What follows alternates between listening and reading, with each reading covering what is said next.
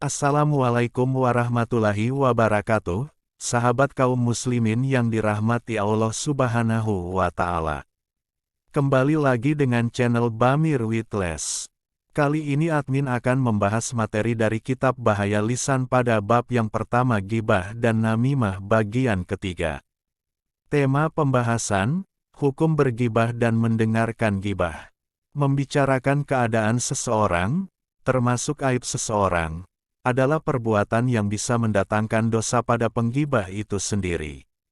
Apalagi jika yang dibicarakan ditambahkan atau dibumbui dengan cerita dia sendiri, hal itu bisa menimbulkan fitnah. Fitnah itu adalah membicarakan keburukan orang lain yang belum tentu kebenarannya. Ghibah dan fitnah bisa menimbulkan bahaya dan kesalahpahaman. Sanksi bagi penggibah sangat berat. Salah satunya, pahala yang menggibah pindah kepada orang yang dibicarakan dan dosa-dosa yang dibicarakan pindah kepada penggibah tersebut.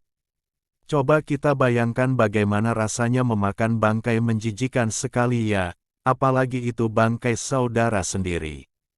Namun ada juga yang tidak sadar dengan perbuatannya itu. Bahkan menggibah menjadi sebuah kebiasaan rutin yang tidak bisa dilepaskan. Dalam sebuah hadis disebutkan, bahwa orang yang menggibah diibaratkan memakan daging bangkai. Rasulullah bersabda, "Demi Allah, salah seorang dari kalian memakan daging bangkai ini, hingga memenuhi perutnya, lebih baik baginya daripada ia memakan daging saudaranya yang muslim." Hadis riwayat Imam Bukhari. Dari Anas bin Malik radhiyallahu anhu bahwa Rasulullah bersabda, "Ketika saya dimirajkan, saya melewati suatu kaum yang memiliki kuku dari tembaga sedang mencakar wajah dan dada mereka.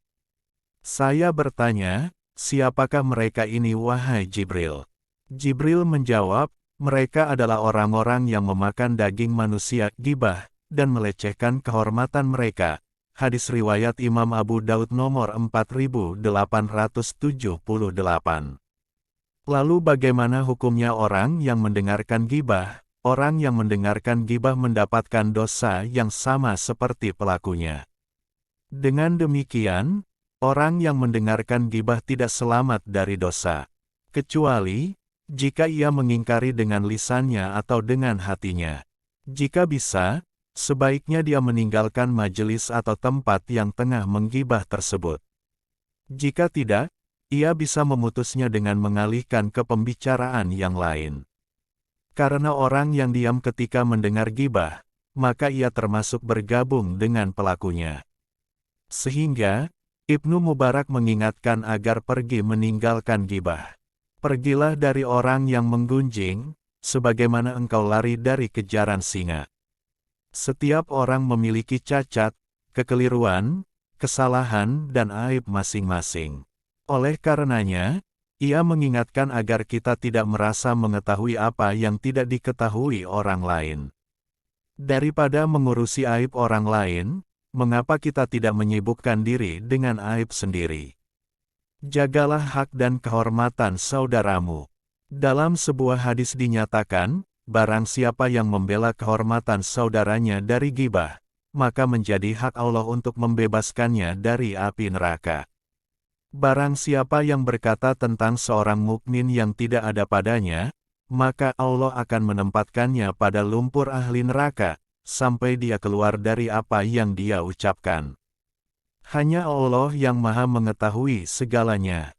Demikian yang bisa kami sampaikan, semoga bermanfaat dan dapat diambil pelajarannya.